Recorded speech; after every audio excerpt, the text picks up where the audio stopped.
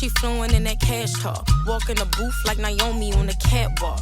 And tell them bitches whoop whoop from the Jaguar. It ain't even right though. Push me and I might go. She ain't getting money. I'm like, what the fuck the hype for? When them bitches bite flow, make my appetite go. Poof, gone, voila, magic. Looking mad good just to pull up on them rampant. Welcome back to another episode of Unhinged Immoral. Unfortunately, we have jinxed ourselves and we did have technical difficulties this morning. Mecca had technical difficulties. I don't even know. My headphones were like screeching. They were yelling at me and I was like... I don't know what that was. It was so weird. Could you hear it? I couldn't know. I didn't know if y'all could hear it. And it was like... Yeah, it was like a high-pitched frequency. I don't even move my headphones out of this area. The only thing I moved recently was my mic for the TikTok funeral to sing the song. Yes. And then I was like, fuck, I shouldn't have moved anything. But I unplugged it and then I plugged it back in. So I was like, dang. But we're here. We're here. I like your hair, Jamila. Melisa said she liked your hair too. I was like, Jamila, you're going to look cute. I'm in the middle of a snowstorm.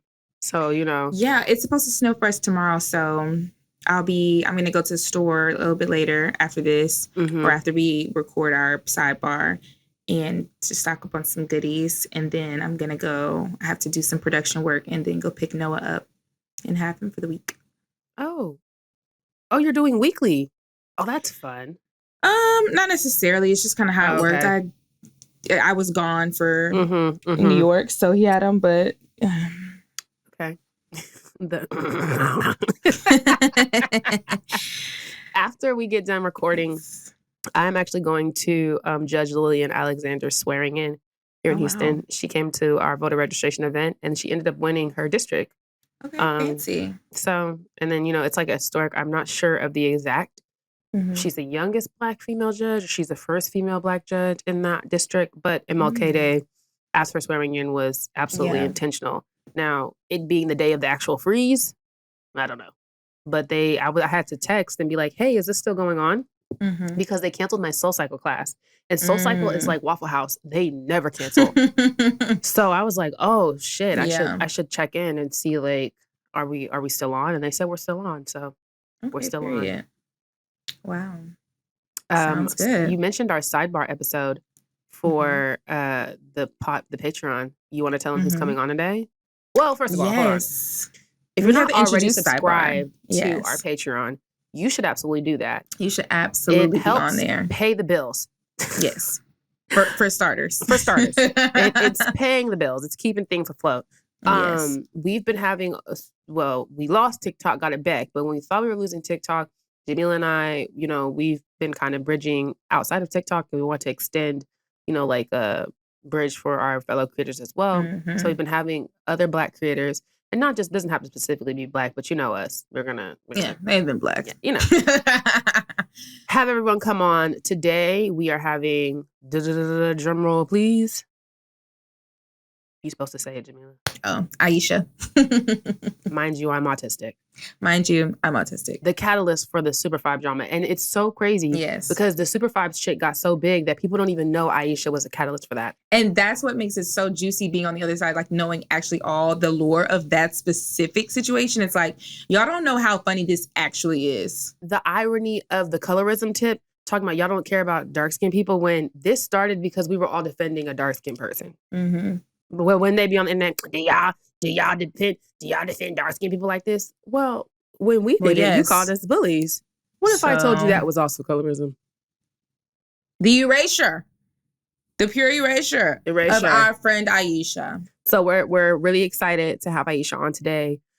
Aisha's fucking hilarious if you know anything about. Yes, I really cannot wait for that conversation. I feel like it's gonna be so fun. Actually, Jamila, have our whole calendar right here. I want it because I want to show it on camera. Okay, period. Let me show this camera, and then let me show this camera. I don't want we're booked. All these the highlighted, the yellow is confirmed. Period. February's quickly filling up as well. Yes. I haven't started writing in March, but I have 3 days in March already, being looked at.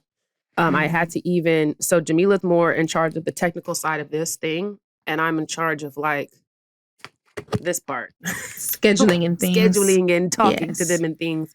We make a pretty good team. But what I will say is scheduling, I forgot how, not hard, but tedious trying to work. Yeah. You know. Because then you realize you also already have a schedule. Yeah, no, because when I was doing weddings, and that's why I was like, oh, I can definitely do this because I used to do this for a living. And you're trying to schedule weddings, you're like, we already have that day booked. Oh, what about this? We already got that day booked. Like, not gonna work. It's right. It's like at least 4 or 5 messages of going back and forth. And then especially with it being the internet, it's not like I can just give people a call. So it's like 2-3 days, like trying to plan and get the days hammered down. And even with like the emailing, like in the last week and a half, I feel like I've just made it such a more succinct process. Yeah. But everything is trial and error. So Jamila kind of just shows up, and the day before I'll be like, so this person's on today. And she's like, oh, yay. Yeah, just let me. And I've been so like kind of all over the place because, I was doing some business in New York. So that really kind of fucked my mind up, I'm not going to lie. And I've been kind of just, my attention has been in 3 places at once right now because I'm still doing this production project, which we're, towards the tail end of it. So I've been literally a chicken with my head cut off. I'm really excited to see the final product on that. I know how. I am too. I have actually, and I've been, of course, behind the camera, but I guess I can give you guys a little sneak peek. I ended up in front of the camera as well, and that's all I'll tell you with that. Yeah, I said, damn, not you're a cast member all of a sudden. I thought you were the producer. Hey, I'm wearing 2 hats. You're giving Carlos King right now. Carlos King down. Period. So yeah, I'm excited for that too. I can't wait to share more about that. Hopefully we can start sharing more details soon. We've kind of been throwing teasers and stuff out there. And if you've been like tapped into my lives, you may have seen a couple of people I've been with along the way to kind of start piecing some puzzles together. But it's a brand new project is what I'll tell you. It's not anything that is in conjunction to something that's already been out. This is a brand new, completely brand new project. So that's exciting. And I really am excited to share more about that. I'm also excited to just do more production stuff. So, which based on the meeting that we were in, you got to speak into existence is definitely on the way happening. For you. Yes, yes. Let me just go ahead and say who we're going to have on the Patreon this week as a whole. And let me say the ad names. Mind You, I'm Autistic, Aisha, Martin Luther King. Mind You, I'm Autistic. At Step on Tony, we know Tony. At Lil Lo Worldwide, y'all know Lauren. She's on Wednesday. At The Real Her __ Deidre. She's coming on Thursday. She's actually in Atlanta, and she started her own podcast. And when we do our podcast tour, we're gonna go to hers. Friday is at Lex the Baddie, you know Lex. And then Saturday is Monique at Black Belt Babe. So we have a pretty solid lineup of good personalities this week. I'm really I'm excited to talk to everyone for different reasons. Same. Like I have questions. Quite literally same. Yeah. No, like Lauren, she went to NSU. Like she's in the 757 currently, and she's in our. Yeah, no, she's we had Tyreek on Saturday, who was a Hamptonian. He came. That was such a fun conversation. I loved that, and mind you, it was giving. I feel like even talking to him is making us better about not talking over each other. Like I got like kind of not the structure, but how to like do that because the way he was. Wow. When you think about that, I'm from Brooklyn. Right. I'm from Brooklyn. And immediately. He'll be at homecoming this year, which will be so fun. I always like it when it's like, oh my God, you get to see your friends at homecoming. Like I'm always excited for homecoming. I'm super excited this year because I haven't been back in so long, bro. I know. I've just been keeping in touch with all of my Hamptonians via social media. Ayana lives in Atlanta now. We're actually supposed to be linking up to get some drinks like sometime. Zeta? Yeah. Oh, okay. She just moved so she was in Florida for a while. She just moved to Atlanta. And so we're supposed to be linking up, getting some drinks soon. So that's exciting. But I'm so freaking excited to go to homecoming and see all of my peoples because I've literally just been keeping up with y'all via Instagram, Twitter, TikTok, that's so fun. What have you. I'm actually going to be with Jasmine next week in Dallas. Jasmine moved to Dallas. I saw. And so when she did that, I was like, okay, I'll be in Dallas next week. Yeah. And we're going to be outside a little bit. I have videos of Jasmine from 2014. I have to post it.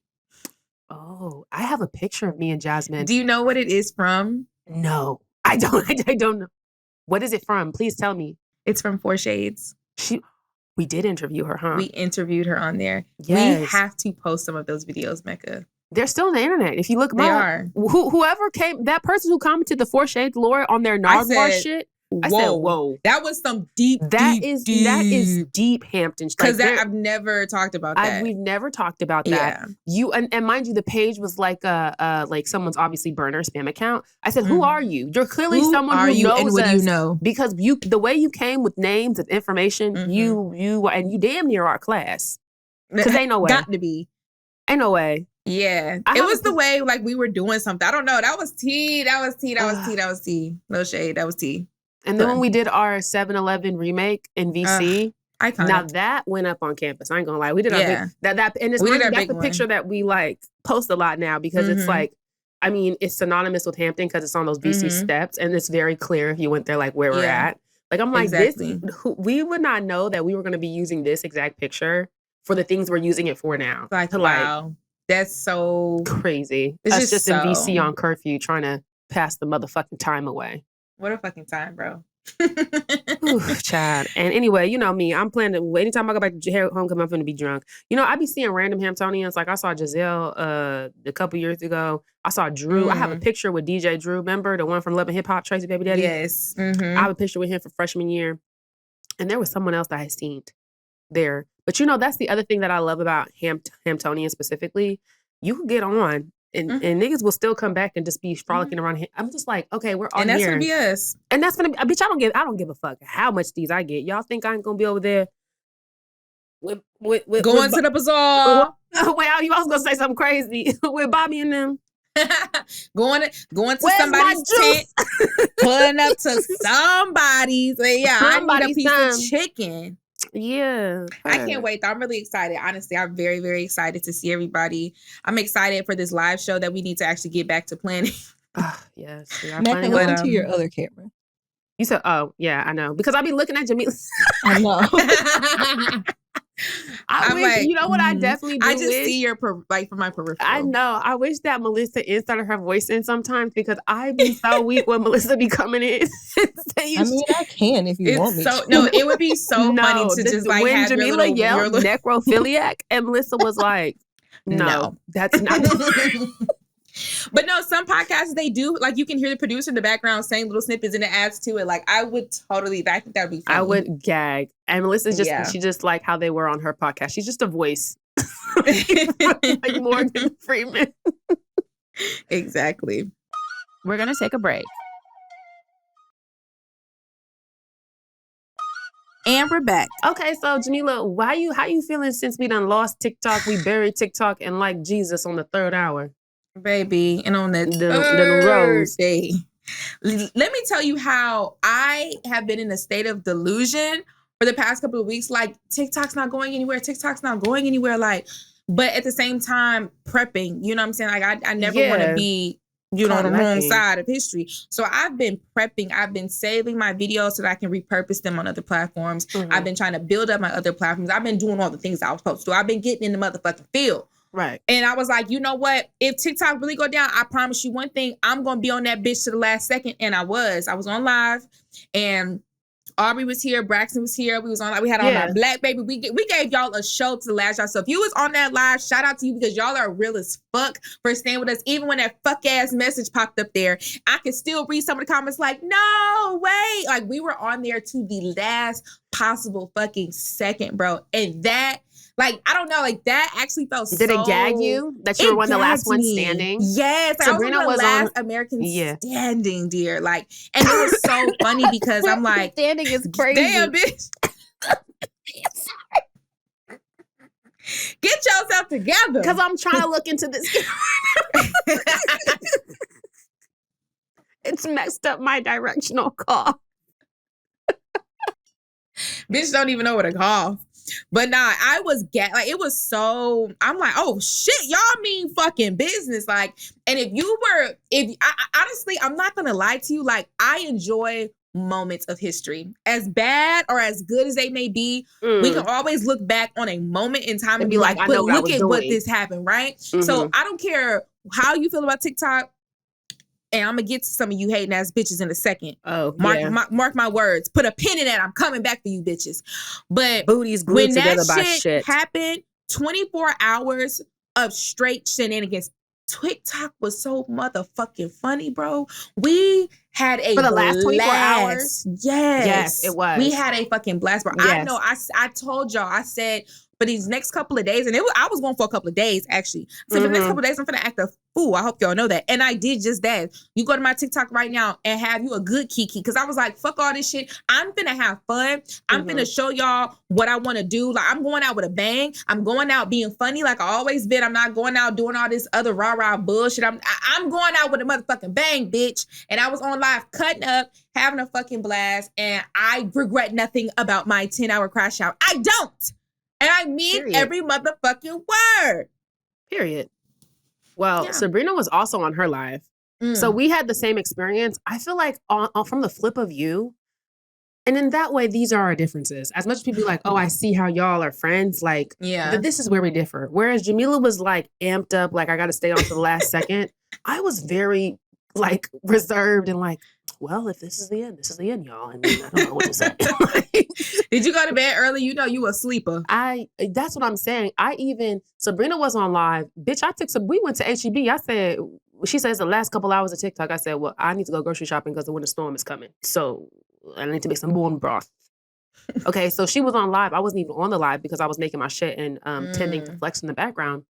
And then even with the videos I made the very last day, like my funeral videos, that's why I was joking, me showing up to the funeral late. Because I was like, literally. I mean, baby, if we're going to lose it, we're going to lose it. Like, that's just the thing. But I'm still going to make my videos. I'm still going to join the Kikis. Right now, I joined in the Kiki so late that people were acting like I was not a part of the same Kikis. Because how y'all were trolling and being like when Sabrina was like, Mecca likes turkey leg head. She be eating it every day. Sabrina like Prince over Michael Jackson. Dev had gone in a video and said Alexis got arrested. We were all just making jokes. Just making shit up. So I made a video saying, that's not even Lavelle real voice. Hey, friend. Bitch, them heifers from Chicago. In my comments, like, I done said something crazy. I said, mind you, I didn't even say anything. I didn't even allude to what his voice sounded like. So when they was like, well, what his voice sound like? What should people from Chicago sound like? I just played Katie Got Banned. Brother. When y'all don't get the joke, I hate when people don't get the joke. Mind you, I was like, you know, me and Lavelle are friends in real life. This one random spam account was like, if you're friends, why are you hating on him? Because I said he's a thug in pearls? Like, are y'all okay? It's oh my like, God. This is, like, y'all are acting like people on Twitter. Act like y'all know where y'all are at, y'all baby. are acting like old ass people on Facebook. Like, please act like y'all got some fucking sense. Clearly, we're fucking trolling. Sabrina got on here and said that I like Prince over Michael Jackson. Like, nothing should have mattered after that. And that's Love no Prince, tea, no though. shade, but I'm just like, you know, it's not clear. Dev is in the camera trolling. Yelling that Alexis has a charge. Like, what are y'all talking? And mind you, mine was so slight. I was like, that's not even Lavelle voice. In my funeral clothes, they said, like, it's clearly they said, bitch, don't come to motherfucking Chicago. Whole time I'm gonna be in Chicago because y'all know I be in Chicago. I like Chicago. I'm crying. Like, girl, you better come get me. You gonna beat my ass. And now let me do my shit, because some of you bitches have me completely and utterly fucked up. On so Twitter, when TikTok ultimately had its demise, she took her last breath, baby. Oh, I was there when she took her last breath. I said, oh. You know, sometimes when the bodies be exerting that last breath, that's a real thing. She had her last while I was with her. Obviously, I had to move my talents to other apps. So I'm on Twitter. Mind you, I've been on Twitter since fucking Twitter was invented, bitch. Like, you know what I'm saying? I'm thorough around this shit. So me popping up on my other platforms was literally just me. I just felt like complaining. And so I'm just like, oh my gosh, like, no, TikTok, da, da, da. Like, I'm thinking everybody's gonna be like, damn, TikTok, you know, like a good kiki, like we still just gonna keep kikiing, but on a different app. I seen some lame ass bitch talking about some. Am I the only one who doesn't care that TikTok's going away? Like, it's just not that deep. You guys are, shut the fuck up. Let me tell y'all something. Sometimes y'all be so obsessed with the idea of seeing so fucking cool and nonchalant. I don't care about that. I'm so cool. I'm cool. Yeah, we cool on you, bitch. You're lame. Like, stop being so fucking lame. It's okay to like something. It's okay to like something. It's O-fucking-K. And so I basically responded, was like, actually, it is that deep, because several people several hundreds of thousands of people just lost their income. I don't know if y'all that's clicking to y'all yet. Like, we got laid off publicly. Hello? Well, several people just lost their income. Yes. But not only that, I said, bitch, your fucking government just decided that they're going to band together for nothing other than a fucking stupid ass TikTok. But not no fucking guns, bitch. Not for no fucking healthcare, bitch. Not for a higher minimum wage, bitch, for some fucking TikTok. And you want to sit here and say it's not that deep. I feel like that's really fucking loser ass shit. And then on top of that, but the weave was all stiff. These motherfuckers talking about something. Oh, well, now these content creators got to get a real job. Bitch, you hate your job and you're fucking miserable, bitch. That's why you said that. And that boy's hairline wasn't straight and his face was hard. That nigga looked like a fucking mess. It was Shut gaunt. your bitch ass up. So I don't know. I did, I was popping off on Twitter for a bit. Yeah, I ain't seen anyone talking who, I feel like that girl's like, this is the thing with quick weaves. They're quick weaves and you got to take them out quickly. Now, once that pack hair starts to get stiff. It starts to. You know what I'm saying? You know how when the synthetic weaves get to that nappy where it cannot come back from that nappy because, for the first couple weeks you wearing it, it gets nappy, but you can fix it. Mm-hmm. She had that it was that stiffness of the quick weave. It was she was timed, and that's why she was ultimately upset. And that's why he was upset. Because I got human hair in my quick weave. I was going to say, yours looks like it would blow in the wind. Yeah, this is human hair. I did get me a little, the reason I haven't gotten a haircut is because I went and got me a little V-part wig, a 613 Synthetica. I'm waiting to bring it out because, again, you love synthes. I was going to say, because once it gets stiffer, you can't bring it back. Why don't you get you some human hair, Mecca? You love your good little human hair. I do have human. I have a lot of. Okay. The thing is, when everyone's like, "Oh, Mecca, where are all these wigs?" You guys don't. You are new and you don't know my lore. It wasn't until 2021 when I was in Houston that I used to wear wigs every day. No one ever saw my real hair. Like I used to sleep every in day. Wigs. Like I'm not. She was insane, actually. That big curly Dominican curly half wig that used to stay. It was glued to my head. I have so many wigs that just over the years, because again, I did not wear my real hair, that I just never threw away. And then in addition to that, I do a lot of like costume parties. So like I have wigs, but I love a good Synthetica. You're never gonna make me hate her. But I have a good amount of human hair wigs. I do plan on investing in a 613 human half part, but I went and got the Synthetica off Amazon because I needed to practice. Because I've done half wigs before, but not with a teaspoon of hair. Yeah, a little scoop. I have a little scoop and I need to practice. So valid. When it gets to that unnappable nappy, I'm going to, throw it by the wayside. Understandable. And then I'll go on AliExpress or possibly TikTok if we still have it, and have them send me something.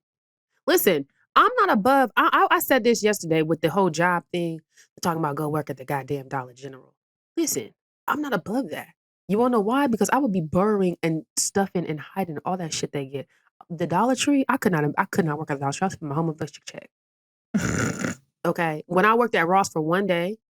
I went to work at Ross one day. I walked out on that job at my lunch, locked the number, never came back. But before that, while I was cleaning, I purchased a bunch of things. And I bought them. I went on my lunch and left. Yeah. When you're at Ross, this is me advocating for Ross workers, TJ Maxx workers, Marshalls workers. Help them take the shit off the hangers. That's part of the reason I walked out, because they're on a timer. Like, and they get dinged if they go over the timer a certain amount of time. Much. Like, no, it really, capitalism. And I could not get the hang of it. Like, I was like, because that would stress me. Like, I have anxiety. That would stress me out. Bitch, that's why. No, ultimately, I've worked in retail. I worked at Forever 21, so it really wasn't the mess or the clothes or like the retail of it all. It was that motherfucking timer system. Yeah. Because the way I was literally, yeah, y'all got me fucked up. And then you mean to tell me, if I get like 5 strikes, I get fired for not ringing shit up fast? Bitch, I'll fire myself. Fuck I y'all. actually don't even want to do this. Yeah. For me, it was like, you tried to say go work at Dollar Tree because you don't value Dollar Tree workers and you wanted me to feel devalued. But it's like, that says so much more about you than it says about me. Like, girl, you thought you ate me up, but you look stupid as fuck. Because you're trying to say, you need to go get a job, bitch. You go get one. Dollar Tree's open, then go apply, bitch. I have a job. That's why I'm complaining. That's my job. This is my job. Like, it's funny because it's like, it be the same bitches. I don't care. I'm gonna say it. The same bitches who say Go get a real job. Oh, now you bitches got to do this. You be the same bitches who want your content to pop, but it's not because you're boring and your content is ass. You want this lifestyle. You want to be a content creator, but you ain't got that dog in you. You're not funny. You're not interesting. And so the only thing you have to do is hate on a bitch like me who can pull up their camera, not even do a 1-2 beat, look a fuck ass mess, make bitches like you laugh because y'all be in the comments. You mad. Talking about get a real job. No! Bitch, I did that. I worked real jobs for years and years and years. Bitch, I just quit. I'm not going back. Fuck y'all. Listen, not even outside of that. After being an entrepreneur for literally about 2 years, I don't think I could ever work a 9-to-5. But also, when, like, at least for my followers, I wasn't experiencing all the serious energy that you were. We were kikiing on my page. And so I was responding to your shit, and someone responded like, I don't know why they telling y'all this, like Mecca don't already have 17 jobs. Because mind you, it's like my responses was just off the pure principle of it all, because I have other large platforms. Like I'm gonna be okay. You know, I also have a production company. I also am a doula. Like I was just simply cussing y'all out for the pure joy. Cause shut the fuck up. Well, Jamila was cussing you out. She called you raggedy bitches in corporate and in nigga. So what else? What now? You know, it's interesting. This conversation keeps coming up because this was a very similar conversation that we had when things started to go awry with the Super 5. People started to then devalue our content as quote unquote yappers. I'm gonna say rappers. Oh, I forgot about that. My attention span is so low, child. I know. I remember. But still I rise. I want to, because I don't think I had that conversation here. I want people to start thinking before they speak, number one. Because if the content was not valuable, then it wouldn't be valuable, right? So clock that. If it was not valuable, we would not be getting views. We would not be getting followers. We would not be getting income. We would not be having management. We would not have this podcast. We would not have all these things and opportunities that's presented our way. But beyond that, I think sometimes we need to understand how elitism seeps into our everyday language that we don't even realize it. Because the real reason a lot of people devalue quote unquote yappers is because y'all are elitists, right? Because what they do on The View, Joy and them been yapping their asses off for the past 20 years, and y'all mamas and grandmamas and pappies and mammies sit there and watch them. But you don't want to dig deep and figure out why that is. But I'll dig deep for you, bitch, because y'all are too shallow to do it for yourselves. The issue is, for you want to see an elaborate scheme, right? You want us to pop the camera up. You want it to be perfect quality every single time. You want us to be beat to the gods every single time. You want this thing, because a lot of y'all were saying things without saying it. Y'all aren't creating real content. Y'all are just talking. The content is the talking. The content is us making you laugh and things like that. Y'all are giving your opinions of other people. What do they sit there on The View and do all damn fucking? Why do you think Whoopi Goldberg always getting cussed out? But y'all watch The Breakfast Club every morning. Well, and that is a Hamptonian who is dumber than a bag of potatoes. You follow the Shade Room. Oh, well, and that's TD Jakes, the porterhouse. And they just yapping for Jesus. I think sometimes y'all need to just be serious sometimes and say exactly what it is. And I would respect y'all if y'all just say, you know what, I ain't gonna lie to you. I like bitches who put out HD quality content that's centered around beauty and luxury things, because that's the life that I want to live. I respect it. I do too. I'd be like, valid. But don't sit up here and try to, actually, you guys are not creating this content because technically the only way you can create content is if something is going on in the world. You mean the only reason that we have the news is if things is going on in the world? Y'all are not making sense. Okay, they never do. You're not making sense. And I see through it, like, y'all is some highbrow, uppity fucking Negroes that need to calm the fuck down talking to me, because I am a black bitch from a black ass town with a black ass family, and I'm not obsessed with this idea of being highbrow, upper echelon. I want to be the best. I want to be above everybody. That's y'all. And so if that's what you coming for, you can't come here because that's just not the type of bitch I am. I'm a little bit obsessed with it, I ain't gonna lie. But I think that's because I was a debutante. And I think the part for me when people be trying to just, it's moved and shaped and within the Jack and Jillas and the circles and the things with the talented tenth and, the people. And you can move and shape, but also you're not looking down on the things that are not aligned with that. That's the difference. But what I'm trying to say is a lot of people who be trying to look down, they are actually looking up. That's what I'm like. Because you was never even in those circles. You don't even know. And I be like, y'all don't even know what you're talking about. Y'all have no idea what you're talking about. It's embarrassing. I forgot what happened. They were talking about some type of etiquette or something. Bitch, they used to have us in motherfucking etiquette classes. I said, y'all, I remember that was a conversation I didn't want to join because I knew if I said something, oh, shut your high ass. I'm like, y'all don't even know what you're talking about right now. Y'all have no, that's why, and I always say this, I said the thing about Potomac and why for me is such a gag, it's a key. It's the perfect case study for Black elitism. Obviously, colorism and shit plays into that, but as a whole, how Black people of a certain tax bracket and class who have been of that class for a couple generations or many generations, how they operate and function. And it's much like upper society. That's not necessarily some shit you can just slide on into. And that's why Andy and them will never touch certain conversations because it's hella moving parts. The people in Europe do it. Black Americans do it. White Americans do it. A lot of people have caste systems. Mm-hmm. And that's why, to bring back the Potomac of it all, I'm always related to Potomac. I don't care. Listen, as daughters of the housewives, right? But when you look at when Monique came into play, now granted, there was absolutely colorism. Absolutely. But another part of it was she was the wife of a sports person. New For money. them, that was you're the wife of a ball player. Oh, they looked down on, and that's why she was like, oh, so you don't have a home? Because in their mind, that new money is different than that old money. It just is I come from generations of this. And my husband was the pastor of a very large church here. And I come from a line in the congregation, but it doesn't matter. Those women had that was different from them versus from Atlanta when everybody get it how you live. Atlanta's a different, it's a moving, it's a different type of move and shake type of city where everybody has different type of monies from any and every type of place versus, PG County is very much oh, that's why the issue. Ray? Darling? Ray, darling?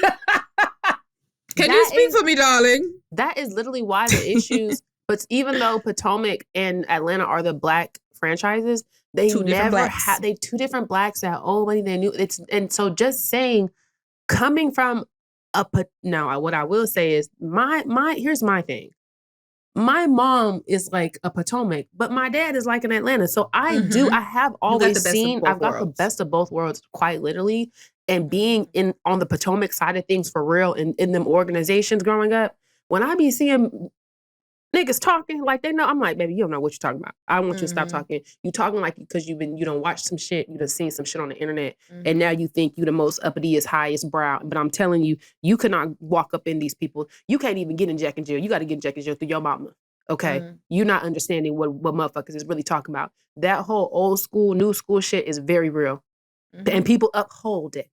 They sure do. So if and I'm telling you, I don't think being elitist is the answer.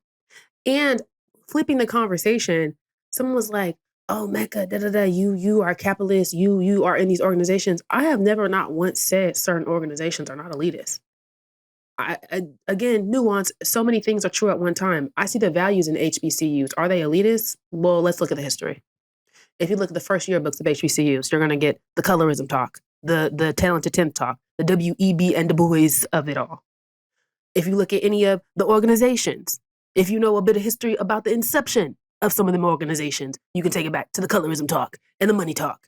If you look at these children, Jack and Jill, Links, all the Black outside, and once you get outside of college and Greek, and when you're an adult, and now we're just trying to move and shake the NAACP, these organizations, United Negro Fund, they're still very much that. These galas are still very much that. Do I be at them? Yes.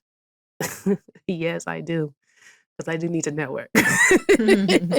Yes, I do. There's balance. But there's balance. You can acknowledge two things being true at one time. There's much value in them, but you do have to acknowledge the inception of everything and how they also seek to uphold elitism. Yeah. And if you're going to participate in them, are you going to uphold elitism in the way, are you going to still uphold elitism in the ways that they have previously? Because here's the thing, if we can just take it back to the foundational building block of historically Black colleges, founded fundamentally on Black elitism, does that mean that you should not go to an HBCU? I would never tell you that. I think an HBCU is the most diverse place you can go to. I think there's so much values in historically Black colleges. But I'm all for having a very real conversation. And that'd be the problem. I don't like that people be lying. I don't like that when motherfuckers be shucking and jiving and want to act like the shit ain't the shit. Like, okay, we're not going to have honest conversation. Y'all just going to act like, oh, well, you just need to do it. But why do you feel like we need to act like that? Why do you have that issue? Oh, because Black people don't act like that. That's embarrassing in front of the white people. And there it goes. Where you got me. And that's where you got me. It is. And I just be wanting y'all to keep talking so y'all can finally put that on the damn table. Because that's all it is, baby. You let folks talk long enough that they will tell on themselves. They will tell on themselves every single time. And for me, I don't know if it's just because of the way I was raised or where I was raised specifically, but like I was always taught to be like, you don't do stuff because of white people or in spite of white people. White people should never be censored in your life at all. I don't do shit because I feel like, white, y'all know, y'all acting up in front of the white folk. Huh? Oh. And don't ever say no shit like that around me. I will quickly say something to you like, what? When Kamala became the president, that girl made the video basically talking about, this is historic and you're saying this in public. And I'm like, well, and she's like, oh, our ancestors died for this. No, I agreed. Like, they were getting niggas up out of here for trying to simply vote as recently as 50 years ago, right? But that is also wrapped up in my right to question, my right to not blindly follow, my right to question you as my political public servant. Like, your job is to not protect the servant. That's the police. They're supposed to do that, but, whatever. That's your job for us to be able to ask you questions about what's going on. So me asking questions, y'all should not be blindly following nobody. Ever. And that be y'all damn problem. Y'all do that with a lot of things, y'all. This idea. But it's interesting because it's like on one end, y'all will blindly follow anybody Black. But then in the same token, you will have this like, oh, that's why I don't go to no Black businesses. Y'all know how they do. I really don't like that. So here's the thing. I do think I have many theories about where like I don't want to do Black business comes from. I think if you're from a city that's like predominantly Black or like a place like Houston where I have to go out of my way to see white people, right? You're moving and shaking and then there's a culture within that. And I can definitely acknowledge like, but that's not just us, right? Like when you go to certain businesses in certain areas, they have a culture with how they do business as well. If you know anything about the Chinatowns, like there's a culture in which and how people do business based on race, based on gender, based on your area that you live in, like based on a bunch of different factors. Because going to a store in California is not the same as going to a store in Texas. You got to pay for motherfucking bags. Whenever people come out here from Cali, from Darrington, them, oh, how much is the bag? They be getting looked at stupid unless we're at Aldi's because it's like, yeah, that was made a part of the culture years ago. So now it's ingrained in you. You get what I'm saying? So you have that piece about we do have some cultural practices that I think could be better with our business. But on the flip, I don't think that we have any more problems than everyone else. And I don't like that it's made to seem like, because I've been to white businesses where it's like, well, this is a fucking mess. But you don't see white people like, I'm not going to support white business. They would never say that. We're going to take a break. And we're back. One specific thing I want to touch on with that is like pricing. There are definitely some Black-owned restaurants that I think the pricing is outrageous. But in the same token, I know for a fact that I think the prices at Nobu are outrageous as well. Sometimes it has to be like that. My mom used to go to a Black-owned beauty supply. And this is really why when you see Black-owned beauty supplies, even though they don't have as much stuff, And even though their prices might be a little bit higher, if you can support them, There's you reasons should. for that. And she would be telling, and she ended up having to close down her shop. But Asian people, they will, if they know you're Black, they will hike your shit up. Like you did, like in terms of the bulk that you have to buy it in, because, you know, people take care of their own, right? And they have monopolized that business. And I think just seeing that process up close, because my mom would go in here and try to support her, and she wouldn't have as much on the shelves. Her shit would be $3-4 more. And I remember my mom asked her, like, why is it so expensive, girl? She was like, girl, they sell it to me higher, so I gotta sell it to you higher. Yeah. So it's like, I think people are just so quick to, but it's weird because it's like nobody bats an eye at the Nobu prices. Nobody bats an eye at that's why I don't be up in there. Right. But it's like it's in y'all's minds, the ones who are the people we're talking about. It's always like, but it's Nobu. It's this, you are giving it that value. I want y'all to know the reason that things are valued outside of, because if we want to be technical, everything, the way things are priced is based off of supply demand, right? But it's also based off of how you're going to make profit. So if this candy is $3, I have to at least sell it to you for $3.01 if I want to make a profit, right? So that's how profits is set. However, outside of simply making a profit, things are valued the way that they're valued because we give them value. All of this is fake. So you saying that Nobu makes sense to be this expensive, even though you're getting a little pinch of tuna? No, it's valued that way because they said it should be, because we are Nobu, right? So if you know Roscoe's Chicken and Waffles. Now, I hate to use Roscoe's because I heard they was Trump supporters. So let me and the lady let me rephrase that. She put the Let recipe me go back on to Gladys and Nice because she not here no more. Gladys Nice, baby. One thing about Gladys Nice restaurant. No, the restaurant. Oh, you said she not here no more. The restaurant. I said chain. I had not heard that Miss Gladys had went on the train to Georgia. Nice restaurant. If you were here and you know that was some good ass food. It was some murky going on with the business side. But if Gladys and Knight want to charge this and this because of this and this, who are we to say, like, these are people's prices. If you don't agree with the prices, just don't fucking go. But to try to make it seem like, it's always niggas who wanna, bitch, have you looked at these white folks' prices? They be out of this damn world. Look at the influencer prices. We be getting told that we charge too much, rate be $2K. These white influencers are charging 10. Pissing me the hell off. Please. Can I say something about celebrity restaurants? Mm-hmm. I like when they be actually good. Like, let me tell you something, celebrities. Because a lot of times they're not. Don't open them damn restaurants. And Black people, just because it's salty don't make it good. Just because you threw hella lobbies. Nigga.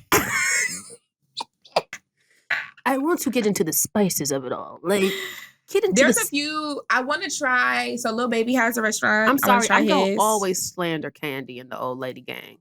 I never been. I heard it was okay. Mm-mm.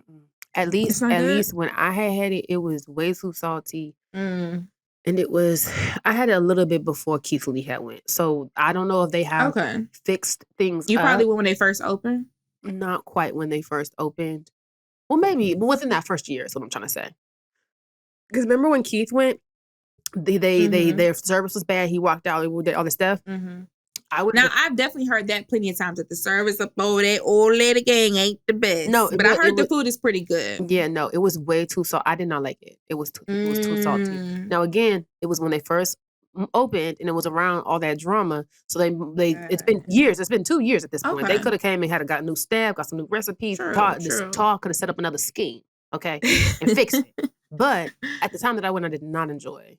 I did not enjoy. Gladys Nice restaurant. Me and Sydney went there one time too. This is when we were like sophomores. They closed shortly after. So it's been closed down for a very long time. Basically, her son was mismanaging funds. Oh, that's sad. So I had to shut down. Damn. She shut it down, or they shut down because I think they shut down. Like, I think they was by law had to shut down. Yeah, because she was kind of more so just the face of it, but her son was running it, and he was misappropriating funds. Damn, that's like damn Sheree said. God damn it, damn. And you know, Sweetie Pie's good. Now, I've heard. What's her name? She got a boy name. Tony? No. What's Miss Sweetie Pie? Hold on, because she sang with Ike and Tina. Oh, she did? Yeah, that's her claim to fame. She was Ike. Wow. Period. That's Robbie. Thank you. I was like, that's a cute name. Boy, like a boy, but a girly name. Yeah, Miss I Robbie. love boy-girl names. Yeah, like I was gonna say Charlie, but yes, Miss Robbie. They really are good. I've had sweetie pies too, and her son went to jail for killing her grandson. I remember when that whole thing was really big. Sad. No, that was really crazy. Sad. And then what's crazy, that was really Tim weird. had always seen. Me and my mom used to watch the show. He had him a little mohawk and fucking his big overgrown ass. He was a big ass man. But it's his brother, mind you. His brother died. His brother was also killed. I forgot that lore, but that happened far before the show started. And it was his son that he had killed. Yeah, that was. Did they say why? Like, what was the motive? I'm probably money. Honestly, they said it was life insurance. Something. But he had him killed. I said that's so crazy. And then mind you, these are all characters on the show. Like, so if you watch the show, you know exactly who these people are. And then Charles might have been her little nephew, who he said he wasn't gay, but I had always thought he was gay. But apparently he was just he had a Louisiana flair about him. You know how some of them boys from Louisiana be real flim, like Messy Maya, but like not. He was a very much Messy Maya adjacent. May he also rest in peace. Yes, that was sad. Damn, they had Maya leaking. But yeah, in Atlanta we have quite a few celebrity restaurants. But I haven't been to many of them. Lil Baby, T.I. and what's that nigga name? Killer Mike just bought out the seafood restaurant in Buckhead, or not Buckhead, Bankhead is Seafood. Actually good. Yeah, I've heard Trill is really good. I haven't been yet, but I've heard it was good. I went there with a nigga. I felt like it was gonna be though. I don't know. Something about Bun B gave me that he was gonna give you a good burger. If I saw Bun B, didn't know it was Bun B standing behind a grill, I'd be like, "You need good." And he from around my parts. He's from Port Arthur. Port Arthur. What's the Teaser song? Third Coast. Yeah. I'm tone deaf as fuck. Port Arthur. Baby got that water. Port Arthur. Cause baby got that water. He did his little Shout out to that Tizo. shit. That was a good little song. Played the next time I'm in Galveston or something. You feel me? When I'm on my way to the cruise. I feel like we're cousins. Murky ass water. What I did want to talk to you about before we do a spin it, that boy who was jacking off and then allegedly unalived himself. I want to bring that up so bad because you wanted to cuss people out in the beginning. I want to cuss his motherfucking mama out. Hold on. Yo, first of all, can I just laugh? Because I'm sorry. Like, when I seen that shit on Twitter, I could not help but laugh hysterically because what the Wait, which part? When it first happened or when they came back and said he had unalived himself? When they said he killed himself. So first of all, let me say on a serious tip.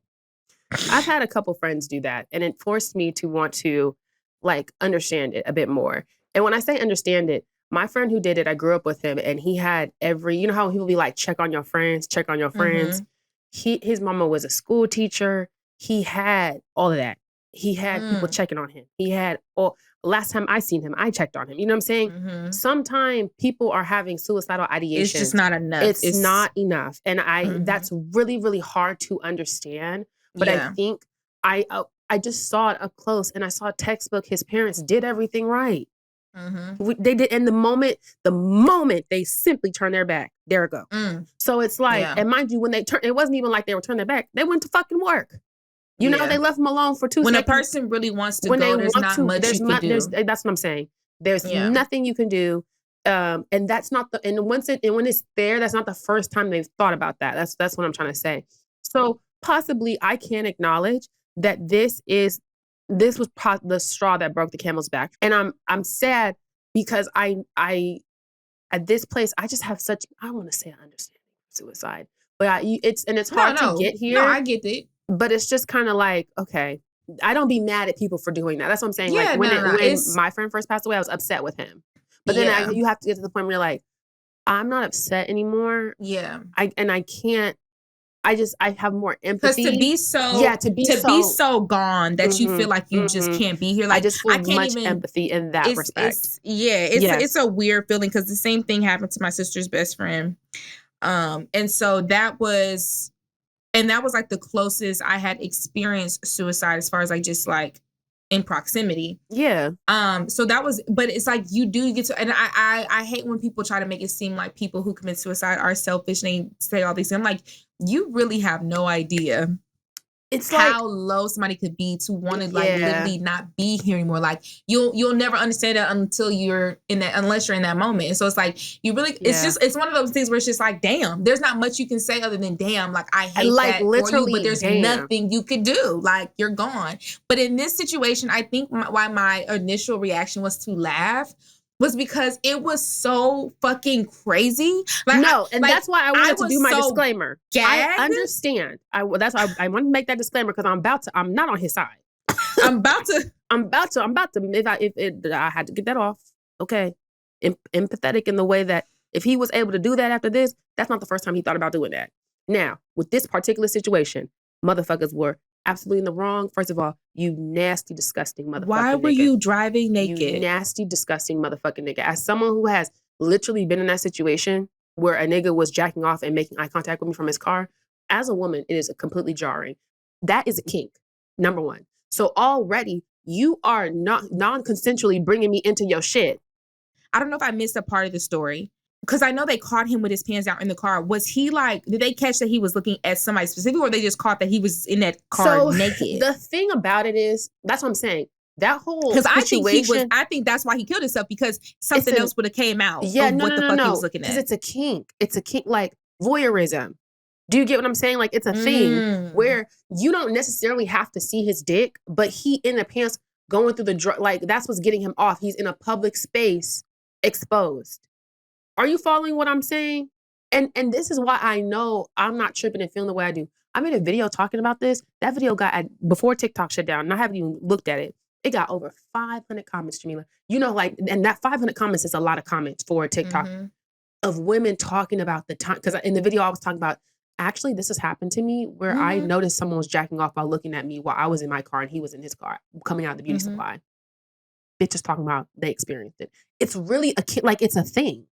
Yeah, that's fucking weird. It's jarring when you're on the end where they're in, first of all, because it's non-consensual. So it's just as bad as being sexually assaulted. You're bringing me into your shit and I did not consent to this. It's very much a sexual assault. So, it is. So what is I don't care what nobody So says. it's giving like you basically assaulted and then you got caught and then you killed yourself.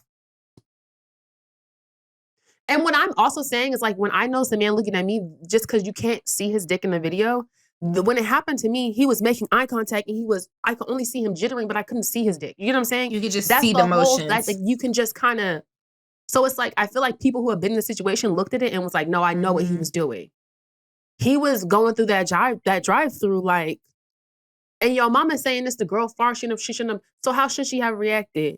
What did his mama say? His mama was like blaming the girls and like being like, oh, they shouldn't have did that, to the point where the owners of that place came out and apologized to his family. Let me tell you something. Let me tell you something. That nigga shouldn't have been driving with his dick out. How you getting mad at bitches for calling that shit out? The law. You know, if you get caught fucking in a parking lot or anything like that, that's a charge. Had he been caught by a police officer, he would be a sex offender. Like a sex offender registered. You bitch, red dot on the map.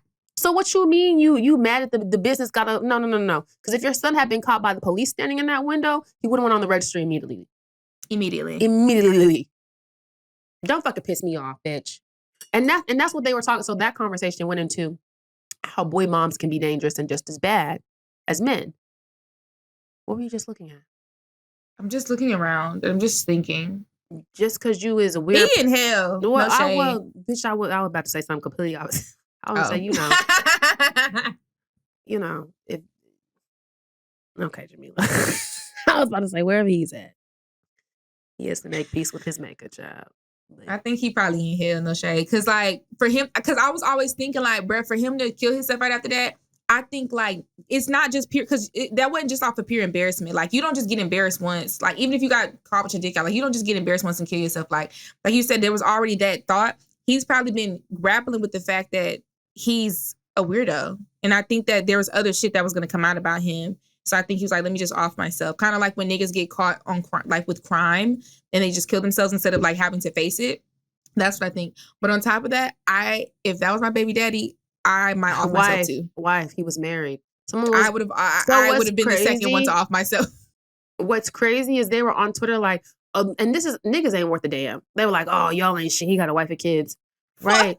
All the more reason for us to be like, Bro. bro, why are you going to the drive-thru with your dick out? You With have a your wife and dick kids at out. home. Like, what are we talking about? What the fuck are The we way talking they've about? been using that video on Twitter. And that's so that's the part that's like, we are so unserious that the backstory of this video is insane and y'all have memed it.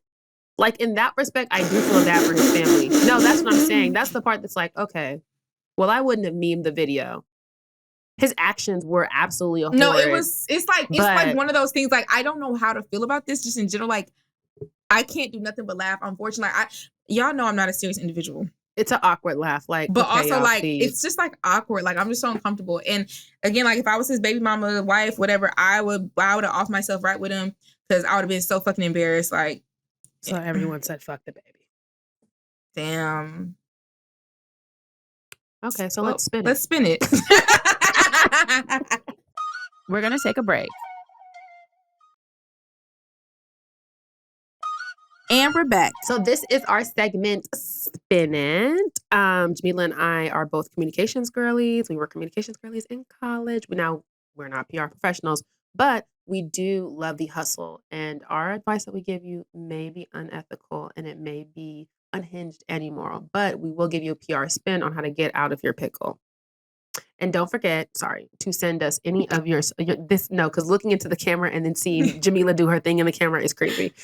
Don't forget to send, if you have any messy, salacious, low-down, gutter snipe situations, email us at unhingedandimoralpod@gmail.com. Okay, so Jamila, what do you have? Prom is stressing me out. Young lady, I don't know how you found out about us. Baby sister. And our grown asses with your little ass. Does your mother know you're watching Are you us? 18 little yet? heifer. I'm just playing. No. She prom. So, after 16, you can say heifer. You can't. You better watch them B words on them girls under 18. But heifer is okay. Yeah, you for sure little heifer. Okay, let's get into it. Hey y'all, so I'm a senior in high school and prom is April on the 5th, 3 days before my birthday. Oh my God, same. I'm April 8th as well. Oh, little heifer, my birthday twin. Oh my God. Mecca, her birthday. Wait, when's her birthday? 3 days before my birthday? She said. Her birthday is on the. Okay. She said 3 days after prom. 3 days before my birthday. Okay. T. Yeah, that's the 8th. You know I get confused, baby. I do math sometimes. I was in Kumon, so. I don't know about other schools, but from what I've heard, everybody goes single or with a group of friends. But at my school, that's what HOCO is for, homecoming. And for prom, let me restart. I can't think right now.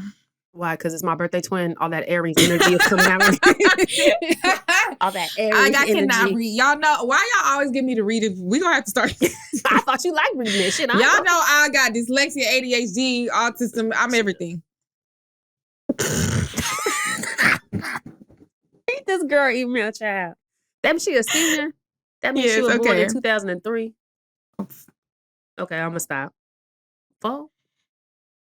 No, she'd be 21. Focus. Sorry, let me get my calculator out. Keep going. Okay. I don't know about other schools, but from what I've heard, everybody goes single or with a group of friends. But in my school, that's what homecoming is for. And prom is for the couples, especially seniors. So to start early, I've already been scouting out my object of the night. Ooh. 2007. And the only downside to me in this situation is that the boys don't come up to me. It's not because I'm ugly. I know I'm far from that, period. Period, logo. I always hear through one of my homeboys that their boys is into me. And then on top of all of that, I've never had a boyfriend, first kiss or any of that. So I'm at least trying to live a little bit, but it's hard when you do know who's into you. And I'm also the type of person that doesn't like talking to guys first. If you finish reading, thank you so much. And I understand if y'all ain't want to read all of this. Also, I start college next fall. Oh, so she born in 2007. You little young thing. Don't you feel like an old raggedy bitch? Oh, baby. Oh. First of all, Niecey prom is so fun. That's not even, it could be niece if it's like an older sister. Niecey poo. I connect with this story so much. This is so because I was going to say that was you because she's trying to do something on prom. You literally said, don't be as bad as me. Like, hopefully you listen to that episode. Heifer. I'm gonna give you two types of advice. I'm gonna give you the big cousin advice, me really trying to like give you good advice, and then I'm going to give you the advice of when I was in high school. Okay, I gotta be fair, right? Because we, you know what I'm saying, I got to be fair. So I'm gonna give you the big cousin advice first. High school is so non-important as it relates to like romance. Yes, the things that you do in high school are so non-important, especially the fact that you've not done anything. It don't even count. You don't have to be in a rush to do anything. Right. You can go to prom by yourself. You can go to prom with your best friend. You can go to prom with a little boy that you got a crush on if you want to. Yeah. Either or, you need to go to prom and have a good fucking time, the best time of your fucking life, and try to remember it to the best of your ability. And then you move on to college and then you blossom. Prom is one of those moments that a lot of people didn't get, right? Because think about COVID. A lot of people didn't get prom for like 2-3 years. And then on top of that, you know, you're never gonna get it again, bitch. We don't do prom in college. You don't do prom when you're grown ass. Like Hampton does a little freshman ball, but it still wasn't the same thing. It's just not the same. You know, that was a whole different thing. And all schools don't do that shit. I was gonna say. So you enjoy yourself and you be a good girl. You get them good grades, goddamn it, and you go to school and then you find you some fine shit at that. Because let me tell you this. Now this is half big cousin, half. Let me be real with you. You ain't seen fine shit till you go to college. Something about that high school regional fine ain't shit. So when you get up on that college campus, I felt that in my spirit. Boom.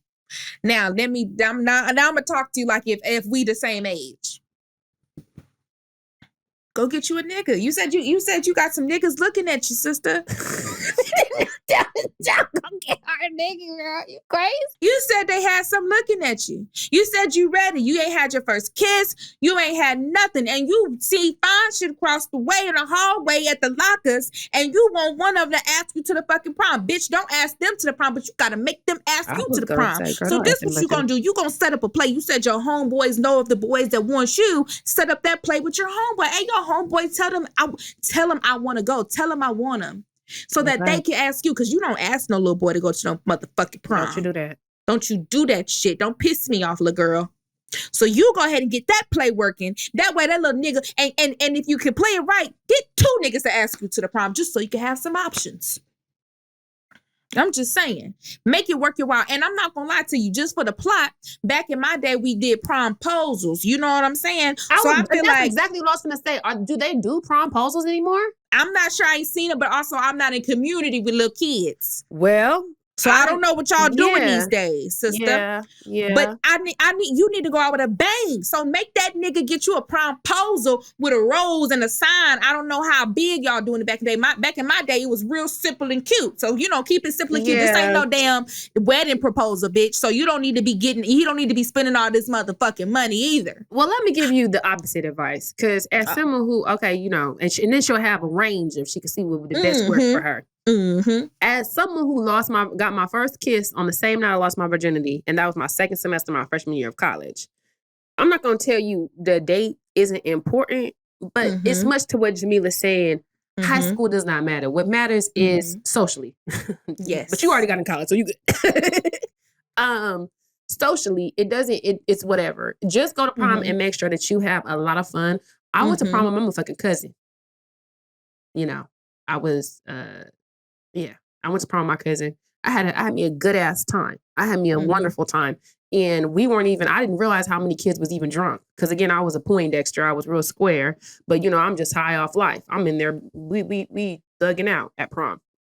Howard, me, Hollis, all of our little group that went together. So, you can go and have a good time. And like Jamila said, when you get to college and you see fine shit, you can because I'm just telling you, I lost my virginity and lost my motherfucking mind. You know what I'm saying? We both did. We both lost it in college. If you would have made it this far, I don't want to listen. I'm not going to shame anyone. Because you ain't gonna have your mama yelling at us. Do I think any of the young girls should be fucking at 15, 16? Absolutely the fuck not. But you have made it this far and haven't started fucking. So I'm going to say, sister, you keep that V card and you save it for something good. You save it till you get to college. Save it for a nigga that know what. Well, they ain't going if she don't. Then it's going too far. Okay, I didn't. Because when we got on here and said we lost our virginity as seniors, it was also the kiki of and we thought we was doing something. We thought we was doing something. And that's the thing, and that's what's funny about it. That's the other thing. Now I feel like we got to go. Yeah. And you got so much. Oh, this is gonna sound. I hope your mama not listen to this. Your mama don't even know you listening to us. I know you be sneaking watching this shit, little girl. It's so much sex to be had in life. It's so much fucking to do. You do not need to fuck. You ain't got to do all of it in this. I just know I did. Again, I wasn't fucking when I was that age, and I don't. We are not in community with children. But there ain't no way, no young boy, don't even play like that girl. They can't even pee straight. They can't even do nothing. You're gonna be like, well, that's it. You're gonna rev you up correctly, girl. Hello, I'm not gonna lie to you. I can't say too much, but you know when you get the neck and they don't know. And when you get to be at least 20, hit us up again. We could give you some pointers. Yeah, because I can't. Yeah, we can't go all up into that. You know what I'm saying? You need to. But I will say, you know why a lot of boys are probably not coming to you. This is something I didn't realize until growing up later. It's because they know you ain't did nothing, baby. Whoa, that is true. That's tea. Cause they trying to. Yeah, no. They're at the age where they are trying to get their thing wet, and they know you ain't going. And if you're not going, they know you're a virgin. They know you a good girl. And I wouldn't say a good girl as far as like the girls who are fucking are not good girls, but that's what they think of you. Oh, she a good girl. She ain't going. That's what them boys is thinking. Because that's what happened to me. I didn't realize that until I got older and like had other conversations and stuff. But that's why they not. That's why they ain't talking to you. But and it's not necessarily a bad thing. Because you know, I used to be so dramatic in high school. So what I would do. This one I would do, especially since she's finna graduate and go to college anyway. Fuck them niggas. So, you know, since the whole thing is that they think she finna go. But I'm gonna say this. I'm gonna get my big sister, big cousin, auntie bag. Don't you go. You hold on to that. But this is what I'm gonna say. Yeah, what's up with y'all? What's up with y'all? I wanna go to prom. Da, da, da, da, da. Bitch, let me tell you how my daddy told me. When I was 16, going on 17, and got asked to the movie for the first time, he had this like emerald green Mercedes, and we put it up in front of Art Mall. And I hadn't told my parents I was going to see a boy, but I guess it was very obvious that I was going to see a boy. So my dad said, Mecca, how much the movie? I said, I don't know. We going to a motherfucking matinee, like under 50, like $8 to $15. I don't know. So he gave me a 10, and so he was like, okay. And then he was like, how much is your meal? I said, we're gonna go to In-N-Out afterwards, which was you. And still to this day, you can get an In-N-Out meal for a shake and a burger, and fries for under $10. He gave me another $10. Mm-hmm. So and mind you, we just going to the mall for the day. So I'm sitting there with a 20 in my hand, and he was like, you see this? This is all you need. He's like, don't. And you know, my dad was like really dramatic, so I have to do his voice. Hold on. He did his finger like this. Don't ever let no little nigga think you gotta fuck him for $20. Get the fuck out of my car. Thank life you, lesson. Life, because that lesson is a word. That nigga broke down math because that nigga and I mean, think about it. Niggas think they take you on a date and you supposed to fuck them. And I like, you don't understand how many times constantly it replays. Don't ever let little nigga think you got fuck him for $20. Baby, that's what I'm gonna tell you. Don't ever let no little nigga make him think you think you gotta fuck him because he took you to the prom, girl. So you go to the prom, you have fun. If you want to do that, I ain't your mama, you know. Your mama, right? And it's one of the things where you are. I'm not gonna say you grown because you're not grown, but you probably 18. You probably 17 on the cusp of 18. You about to turn 18. You about to get into some because your birthday coming. You about to get into some shit anyway, right? So you're gonna be in a very very young teeny beanie adult stage where you are now allowed to make decisions on your own without your parents. Now, if you were anything like me, if your parents anything like me, 18 didn't mean much. You still needed permission for shit. You know what I'm saying? If you had strict parents like me. But you can you go with the flow. Go with the flow of things. Don't do anything that if you feel like you're forcing yourself to do something, it's probably you probably shouldn't have to do it. And that's on either side. You know what I'm saying? Mm-hmm. For me, for prom, I had a boyfriend at the time. That was my first boyfriend, but he had just graduated. Now, that's a whole But that nigga was he felt crazy. like he was too good. He felt like he was too good to go to the prom with me. So he didn't go. He didn't want to go to the prom with me. Now I'm dumb and young, so I'm like, oh nah, he too like he don't want to do that because like he too good for that. Like he already been there. Anyway. I'm thinking I'm hot shit because I got a nigga who's older than me who don't want to go to prom. He too good for that shit. Whole time he don't want to go to the prom because he just graduated. Like niggas grown. But I went to prom with my best friend, my best friend Dwight. So we went to prom together. we had a blast. I had a good fucking time at prom. I had fun with everybody. We had a blast. And then after the prom, I had my nigga pick me up. Right. You can have the best of both worlds. That's all I'm saying. You can really do something. Wow. Now, yeah, I don't know, sister.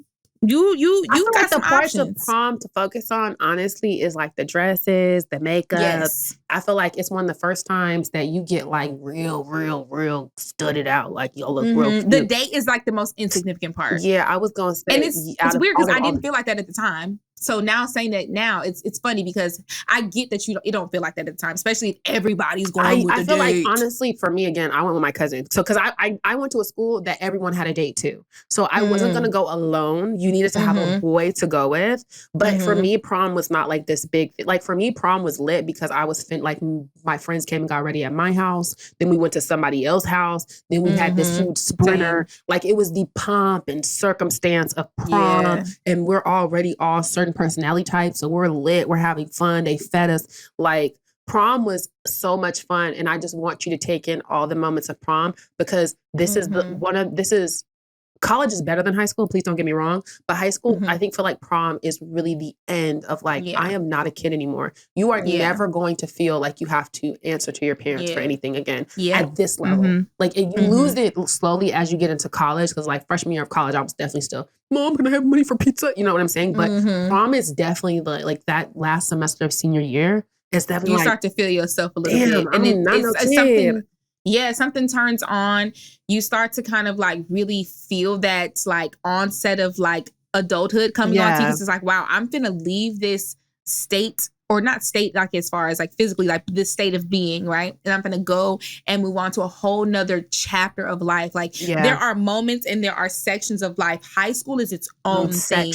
And not to say that I peaked in high school because I don't think I did, but high school was such a moment for me that me and my friends that are still friends from high school, we talk about all the time because it's like a time capsule of time. Like, wow, these things that happened in high school, what a moment. But I think the same way about college, like, wow, college, what a moment. And I can look back on those things because I tried my hardest to just really enjoy those moments for what they are. And you're gonna be there for a while to have these experiences. Like the boys are going to be there.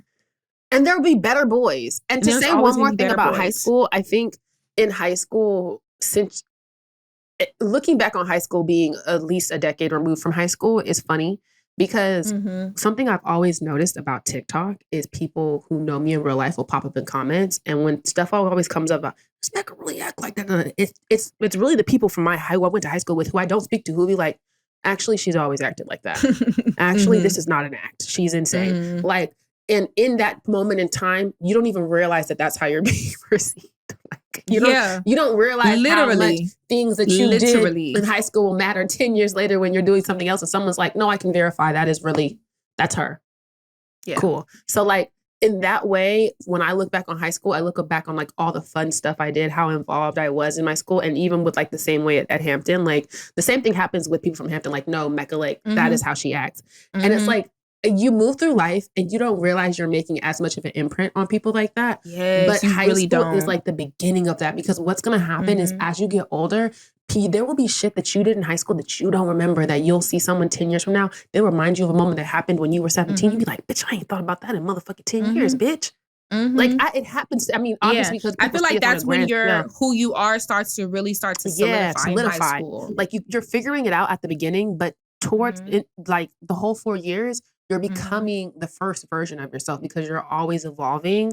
And so I think that with prom and ending it, don't focus so much on the boys, but it's like you're going to focus on the boys because you're boy happy, but the boys don't matter as much as you think they do in this moment. Like the fact that we're both looking back and being like, girl, fuck them niggas. They get better in college. And then they get better after that. And they get better. And they get better. They get closer to 30 and they start all losing their hairline. But the ones who take care of themselves, they still be fine and with their body and stuff. Yeah, it's just like I said, it's a lot of sex to be had. It's a lot of boys to get talking to. You got life. Like, come back. You said you start, you write us back after that first semester of college. so we can tell y'all. So we can tell you about all the fucking that's to be had. And I want you to join the Patreon specifically. Go tell your mama to put her card on there. Don't even tell her. Just put your mama card on there, so she'll never know. It's $3. It's $3. She will never see it come out. Because I want you to give me live updates about you and all these things. I want to know. I want to see pictures of the. I want to know. Like, you're now officially adopted as our little cousin, and we want to know. Yes. We want updates. And come back when college starts, because it's a lot of fucking to be had. Because then them conversations gonna change. We can't. I might start giving you the real. We can't tell you too much right now. Still in school, baby. Walk across that stage first, girl.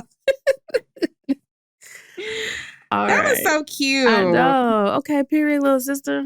I hope she does join the Patreon so we can see the prom dress and shit. Literally, I want to see all the things. We're gonna take a break. And we're back. Alrighty, let's get into these comments. Remember to leave us some comments, y'all, whenever you're watching the podcast so that we can read them the next time. Because even if we don't read it on the podcast, we're going to read it for ourselves because we really enjoy y'all's feedback and y'all input. Did you see the comment where the girl said this podcast would be so enjoyable if y'all didn't talk over each other and Mecca would stop changing the subject? And I said, I'm going to try not to talk over Jamila, but I will never stop changing the subject, baby. I didn't even see that. I'm crying. Okay, these are the Apple comments. This is from Cheyenne25, a way to get into podcasts. Y'all are so hilarious. As other reviews have said, it's really as if I'm catching up with friends. Y'all have so much energy and such great insight. This is the podcast that got me into listening to podcasts. I look forward to the new episodes every week. I'm excited to watch y'all grow and flourish. Love y'all. Thank you so much. Thanks, girl. This is from Nyla X3. Push through ads. You're funny for that. Been here since y'all TikTok lives, #RIP. And I've been loving the growth and improvements that you have both made on your podcast. Love your banter so much. I had to get on the Patreon. Keep it up, ladies. Tap it to the Patreon. Tap it to the Patreon. Tap it to the Patreon. I know. Tap in, y'all. This is from Emma. Haitian Weekly Fave. Queen. She got the Haiti flag next to her shit. I enjoy listening to the pod. It's my Thursday picker-upper. I am constantly playing podcasts during my workday. I enjoy the different subjects, different views, and more. I wish the episodes could go on forever. Y'all are deserving of your flowers. Thank you so much. Y'all be Speaking so of sweet. Haitians, Chef Moist here. You been seeing that drama? Yes and no. I have to catch up with all of it. I know it's some other stuff. Yeah, it keeps being new stuff with her every week. I need to catch up. And speaking of Aisha and Patreon, she was beefing with Chef Moist. I plan to bring it up. Delicious. I know. So Patreon, exactly. Okay, we're going to Spotify. I am reading, this says Nell Jean. I think it's Nelly Jean. Speaking of hypocrisy, it will never not be hilarious that Kendrick called Drake a white boy in multiple songs, including the Wiz sample, but called that young, precious, blue-eyed quadroon a black king. Exactly. We just be so... just here for the hoot of it all. We just be saying stuff. 03 Keto. Okay, the 03 Greedo references said the live reaction is sending me LMAO. Yes, because that was a gag. I forgot we did that. I forgot that happened on there. I got to go back and watch that episode too. I didn't get to make it to that part. Tay Robinson said, I appreciate y'all being consistent more than y'all know. There's so much going on in my life that sometimes all I have to look forward to is my Thursday combos with y'all. Yes, because I talk to my phone and I can forget about the stuff I would rather not talk about. God be using y'all, so keep going. Oh my God, Tay. Don't make me cry in the club right now. That's so nice. So sweet. Lala said, not y'all talking about dating old men just for y'all to... Not y'all talk about dating old men just for me to realize y'all talking about men born in the 80s. I am really the age. I was talking. I said uncle's born in 79 and born in the 80s. Crack baby. I was saying her nigga was born in 70. Okay, so they're old for us, because we were born in 96. What? So it's not that. Yeah, I stand on what I said, Auntie. I'm sorry. Olivia said, yes, I believe some people need a social media detox. Delete it off your devices for a few days or months and go touch grass. Shit, start a new hobby. IDK. Exactly, Olivia. And then Joshua Creighton Priolo, I hope I said the last name right, says, also to mention, Halle Berry grew up in a predominantly black neighborhood in Cleveland, Ohio. No one views her as white passing. culturally black and aesthetically black. Okay, here, you got to do the YouTube ones, Jamila. Yeah, let me zoom in. My eyes are so bad. I need to get some glasses, y'all. Zelo, Debbie code the Mecca for Lizzie. 10% off. Okay. Crying. At Debbie the Lizzie. Oh, These the lesbian. Are you a lesbian? Only a lesbian would make Debbie the Lizzie. Like, come Desi on. That's some the lesbian ass shit, Lizzie. girl. Lesbianism. These apps keep me going through my overnight shifts. The spinning advice was so on point this week. She needs to send an update ASAP. I need updates immediately. All white queen. At Destiny Todd 7429. Welcome, Caucasians is insane. OMG, you two are hilarious. This was such a great episode. Love the consistency and long form content, period. Thank you. At King Essent. My favorite people thus far. I won't lie. Y'all had me rolling with the spinning in this episode. I can relate to Jamila and her political position a lot. Period. Just a silent leftist. She don't talk too much about it. At Trash Berry. My favorite day of the week. Exactly. Thursday's just got better. Yada 333. Babes, I didn't know Hallie was mixed until right now today. So I love y'all ladies so much. I am in fact tuned in every Thursday and talking back to the phone like I'm in a room with y'all. Because y'all are, we're just all talking to each other. And Yada 333 said something else. She said, I'm with you, Mecca. I thought she meant like on the straight and narrow. Thank you. In the bedroom. But yeah, I don't know. This is very wild spinning. Clearly, y'all have created a very safe space. T. No, y'all, no, it's gotta giving us that little shade, like, oh, y'all, everyone safe here, bitch. Yeah. Okay. Okay. Right. Well, you know, she had asked. We will question, keep y'all Yada. secrets anonymous forever. Yada, she had asked the question. We just answered it. That's all we can do, baby. That's all we can do. All right. Well, thank y'all so much. This has been such another fun episode. And I hope you guys are continually enjoying us. I know TikTok is kind of like back right now, but you know, you just never know what'll happen. So just make sure you guys are following us on all of our platforms. I am Jamila on Instagram and Twitter. I'm now on Snapchat as well. Still trying to figure that bitch out. I am Jamila with 3 A's and I'm on YouTube, Jamila Bell. Mecca, what's your shit? I am. Instagram is also at Machiavelli. My Twitter is at I hate Machiavelli, but H with the number 8. My Snapchat, I've had that bitch since 2012, and it's Get 'em Mecca, Get and then EM Mecca. And then also, I'm back making long form YouTube content every Monday through Friday at nighttime. I do my nighttime girly wind downs. Those videos have been doing really well. I started them last week, so I'm gonna keep it going. I like it. It's like a nice end of the night. And also, before we get off, we just wanted to tell you guys that we're doing a lot of Black History content in the upcoming February. So definitely be sure to subscribe to not only our YouTube channel through Unhinged Immoral, but our individual YouTube channels, because even though we will be doing a lot of shit together, we're also going to include like first person formatted videos, vlogs on what we're doing as well when we're together. So yes. And of course, we're still planning the live show, which we kind of got to get back into planning. I know I've been kind of out of commission, but we got to get back to work because we really want y'all to enjoy this live show. So make sure you guys are following us and keeping up. Tune in every Thursday. We love y'all so much. Subscribe to the Patreon. $3 a month. Bye. Unhinged and Immoral is hosted by Jamila Bell and Mecca. Produced by Melisa D. Monts and Diamond MPrint Productions. Post-production by Coco, Llorens. Production assistant by Melanie D. Watson. Music by Audie and Brooklyn Billionaires. And graphics by Claudia, Choi.